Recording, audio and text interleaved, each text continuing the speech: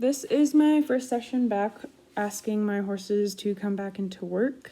In the round pen is where I wanted to start. At first, I had a lot of plans and expectations for how this was going to go, and it must have been anxiety on my part because I just couldn't figure out where to start with these guys. And I just decided to drive out one day with my 7-month-old, and I said, okay, I went out and caught him with a halter. That's where I decided to start, is catching them. I didn't catch that on video, but my gelding here, King, he is no problem to catch now. In the past, when I first got him, I spent a lot of time working on that with him by letting him loose in a giant arena at the college that I went to. And almost in a sense, it ended up being pretty much liberty work that I did with him. So when I went out to catch him, he was great, came right up to me, did his dog-like thing that he does. My mare, on the other hand, is a lot more sensitive and not personable like he is. And she's been standoffish since I've been back, which is understandable because I've been gone for months. And the whole herd dynamic between them had to change with me being gone. So she's been a little more difficult to catch. So I decided to not even have the expectation of catching her for this first session. I just went in, caught King. As King and I were walking, she did decide that she didn't want to come along with us, so I threw the halter on her and took her out as well. And I started with tying her up and then moving King. So here what I'm doing is just very basic. I'm asking him to move around. I'm looking for smoothness and transitions, softness and reactiveness to my cues and my energy. This is pretty much as basic as it gets. A tool that I should have used if I had is a flag. It would have been able to make everything a lot more subtle instead of me flapping my arms around like a chicken. But besides that point, I made it work with just my hands, and not everyone has availability to a flag. So this is how you can get it done without a flag. If you need an example, here it is. So again, like I said, for him, I'm looking for just transitions. I want them to be smooth. There. So that's obviously not a smooth transition. So I'm just going to keep asking. I don't really care there. That looked good to me. He gave me some effort and it was smooth, but I do ask him to walk out because he's an extremely lazy horse and he would stand all day if you let him, which is not bad, especially when you have beginners or babies on him. But yeah, so I ask him again for that nice transition. Doesn't give me any funny business. That head toss that he does, that's funny business. So I'm just gonna keep at him until he kind of gives me one, smoothness in the transition. He's reactive. I don't have to get after him too hard to get him up into the next transition. And then I want to see him try to hold it on his own as well. And like I said, I'm taking the tries. I'm not expecting a whole lot from him.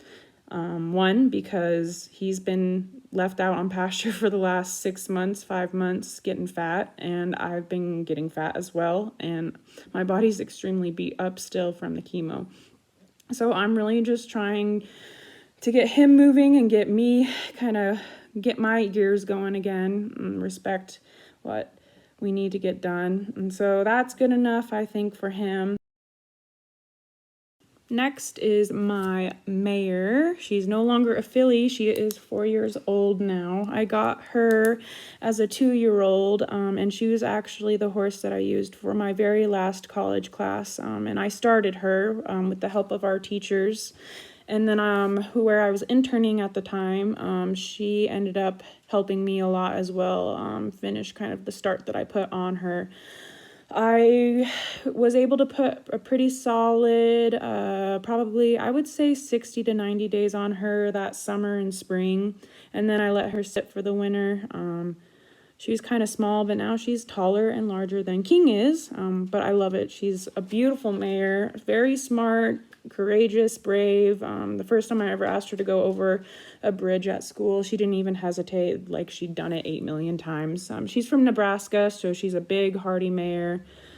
She is a little harder, like I said, to connect with, but I love it. With mares, you kind of got to work a little harder. So what I'm doing here is she's really had a hard time. It's one of my flaws as well as a trainer. I'm a very quiet person, and I've been working to get louder. And of course, she doesn't like it when I get loud because I've always been so quiet. So I'm trying to fix that mistake that I put in her by being ridiculously loud. And I like that she's kind of, acknowledging me. But if you take a look at her ears, she's really not paying attention to me. She's really interested in the other horses. And like I said, she's been sitting for over 5-6 months because I forgot to mention I was pregnant. And so I only got one ride on her before I was diagnosed with cancer after the birth of my second daughter. Anyway, long story short, so she's very interested in all the other horses because that's, what she's made to do, is be with her herd, and her herd are the horses around them. So I will address that later. I'm not really gonna get after her too much at it right now. I'm gonna just start with asking her to move out. And the reason I ended up taking her off the halter was I did notice she was distracted and wanted to kind of be with the other horses. So I said, okay, I'm going to take off the halter. I'm going to get her moving out. This is a great opportunity for me to address that. So she did really cool. She acknowledged me. She didn't leave me right away. So I took my time, pet on her face a little bit. But now I'm asking her to move. And like I said, a flag would have made this so much easier. But she is a lot more sensitive than King. So once I can get her going, she needs a lot less. And when these guys are in their prime, I can almost not even use any hand signals at all. They can go off my body language, but we're all rusty here. It's almost like we're beginning completely over. I'm trying to see how little I can do to get her to move. And with her, she's one that's taught me to look for that ear. There's a little bit of attitude, right? But I do like that she dropped her head. With her, when I'm working her, I really try to pay attention to that ear. She knows what I want. I didn't realize until watching this video, but her cutting, usually, oh, they're making a smaller circle around me. That's good. And that's usually the case. I do like to see them coming in off the rail sometimes. But in this case, she's cutting across the center pretty much to get over to the left side of the round pen, because that's kind of where the horses are. That's where she can get the best view of them. And that will get better throughout the video, you'll notice. And then you'll also see I have another trick up my hand. I always take advantage of my opportunities. So there we go. Nice lower head. She's a dream. I love her. She's still kind of attitude-ish, but I really like how gentle and nice that trot is. So I let her have it. She's starting to get warmed up, loosened out. She's getting already a little bit better about not coming in off that circle like that. I'm looking for a uniform. I'm going to ask her. Yeah, there's a little attitude from her. So right around now is when my 7-month-old who came with me starts to kind of act up. So I start to think, okay, I'm going to have to kind of speed things up, maybe try to, get in and get out before the baby has a meltdown. I want to make sure I end this, on a very positive note. So I'm just trying to get that transition between the trot and the lope. You see how she's very jerky. I want fluidity, and I'm going to keep at her until I get that. And that's the other thing that you'll notice is her shape. Her head and her butt are both kind of, I'm looking for a C shape in towards me like the round pen, but she doesn't do that. Her head and her butt are kind of C shaped to the outside, which is understandable because that's where she wants to be, is with the other horses and not me.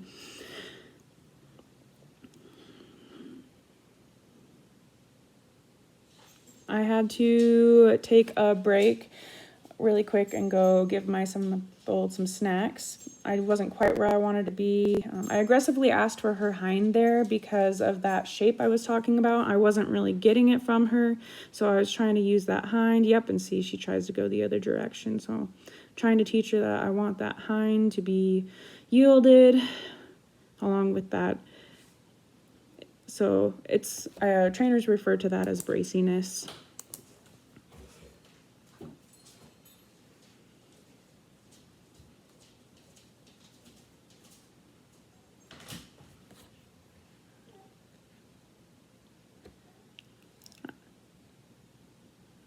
So my kid was starting to have a meltdown then, and this was actually, she gave me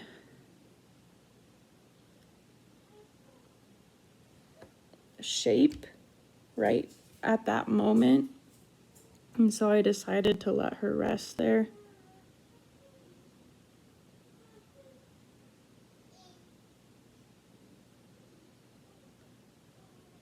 You can see how that circle there, that was uniform. That was a nice transition. I wish she would have held the lope, but she didn't. So that's why I didn't ask her to stop. I'm keeping at her. That was kind of, I'm going to keep asking. That wasn't what I was looking for there. That was a nice takeoff, but she didn't hold it. But my kid is losing her. So I decided to call it quits there because it was a nice transition.